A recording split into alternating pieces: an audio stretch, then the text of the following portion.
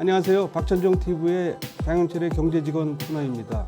얼마 전에 문재인 정부는 2년 반을 지났습니다. 청와대 정책실장 등 3실장이 합동 기자회견을 하면서 문재인 정부의 성과를 자화자찬한 점이 있습니다. 그런데 문재인 정부의 우군이라고 할 수 있는 한겨레 신문조차도 11월 7일 제목에서 나라다운 나라 향해 달린 2년 반, 감동은 강렬했지만 성과는 회색빛이라고 제목을 달았습니다. 그런데 일반 사람들은 회색빛이 아니라 아예 흑빛이라고 생각하지 않나 싶습니다. 잘 아시는 바와 같이 최저임금으로 상징되는 소득주도 성장정책, 일자리 정부에서 일자리가 없어지는 현상, 공정을 주장한 정부가 공정이 저해되는 현상, 이런 등등을 목격한 국민들은 참 어이가 없을 뿐만 아니라 이 정부가 앞으로도 계속 잘할 수 있나 걱정하는 것이 너무나 당연하다고 말씀드릴 수 있겠습니다. 그런데도 문재인 정부는 앞으로도 남은 기간 동안 이러한 정책들을 계속 해 나가겠다고 하니 걱정되지 않을 수 없습니다. 문재인 정부는 노무현 정부를 계승한 정권이라고 얘기할 수 있겠습니다. 노무현 정부 때도 부동산이 급등하기 때문에 규제를 엄청나게 양산을 했는데 결과는 부동산 값의 폭등을 야기했습니다.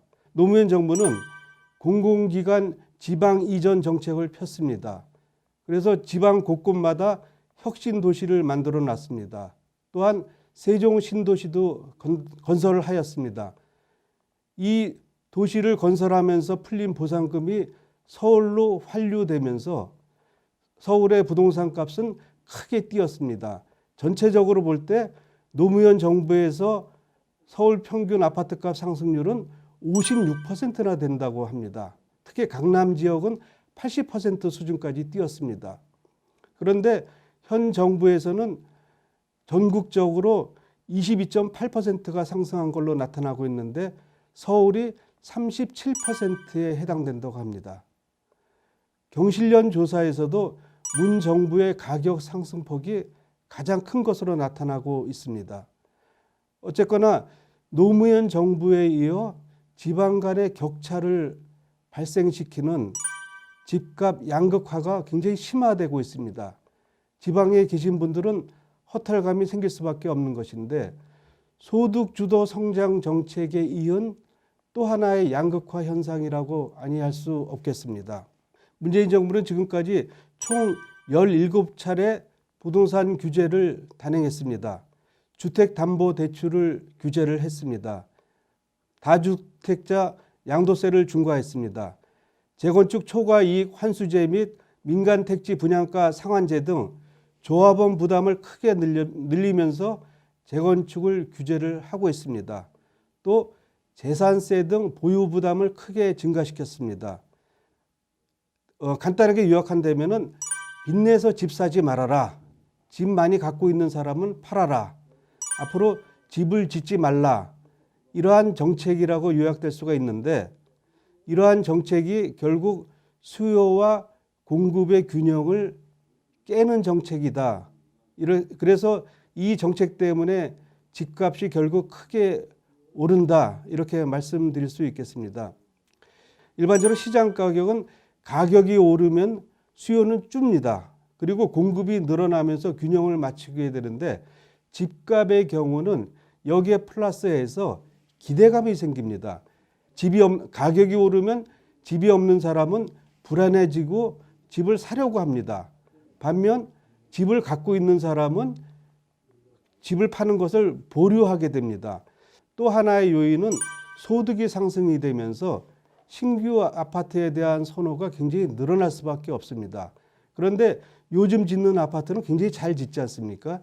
잘 짓기 때문에 그만큼 분양가가 더 올라가게 됩니다. 또 서울의 택지 공급이 원활치가 않기 때문에 상당수를 재건축에 의존을 하고 있는데 재건축 공급을 계속 억누르다 보니까 공급이 줄어들면서 아무래도 가격은 오르는 그런 상황이 되지 않나 싶습니다.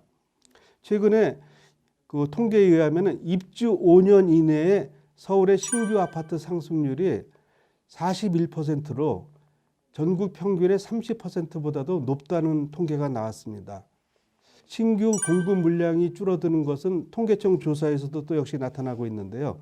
2016년에 신규 분양 세대수가 31만 4천 세대였는데 작년에는 15만 7천 세대로 줄었습니다.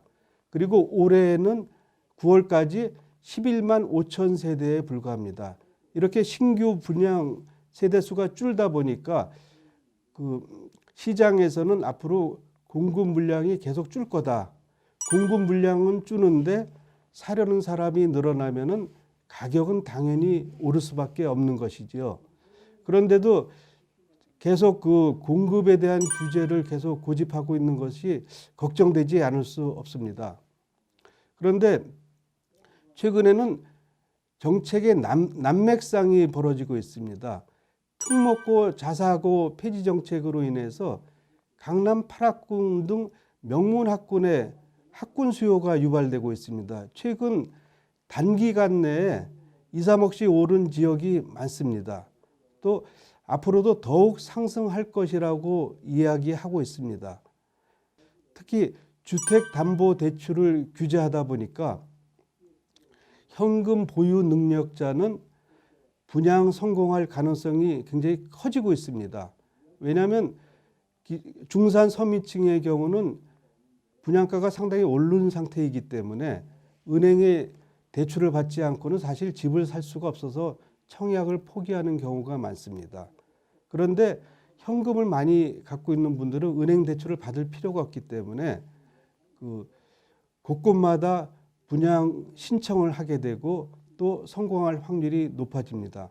그런데 최근에 민간 택지 분양가 상한제를 도입을 하면서 주변 시세보다 가격을 낮추라고 압력을 받고 있습니다. 이렇게 되면은 그 분양에 성공한 사람들은 주변 시세하고 비교할 때 차익을 얻게 됩니다.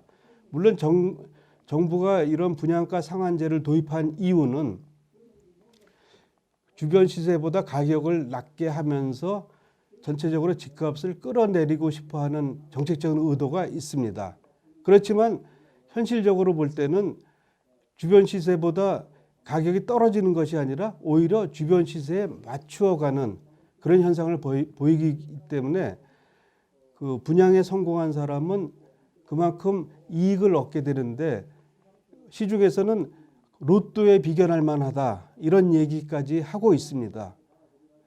어떻게 보면은 현금이 많은 부자들은 분양에 성공하면서 이익을 얻고 현금이 없는 중산 서민층은 분양을 받고 싶어도 대출을 받지 못해서 결국 그런 이익을 보지 못하는 이런 매우 불공정한 상태가 벌어지고 있는 것이 작금의 현실입니다.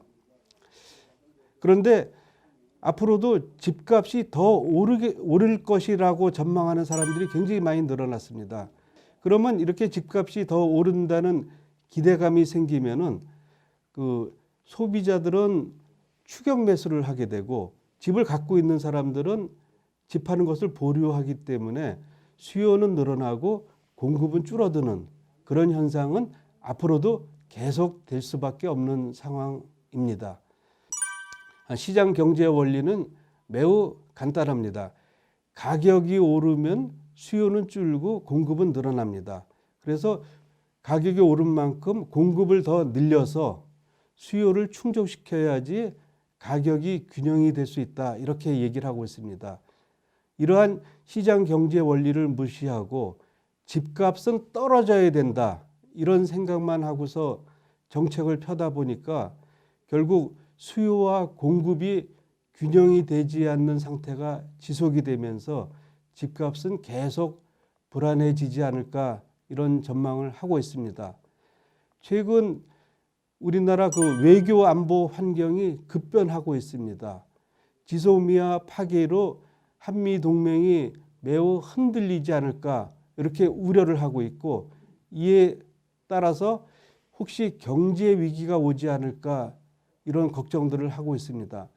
경제 위기가 닥치면은 집값은 떨어질 수밖에 없는데 우리가 외부의 요인 때문에 경제 위기를 맞아서 집값이 떨어진다. 이런 현상이 과연 바람직하냐 문제가 있습니다. 그런 위기가 오기 전에 위기를 먼저 다스리고 그다음에 국내에서는 시장 경제 원리에 따라서 집값을 조정을 할 수 있도록 이렇게 시장 친화적인 정책이 추진되어야 하지 않을까 이런 생각을 해봅니다. 경청해 주셔서 감사드립니다.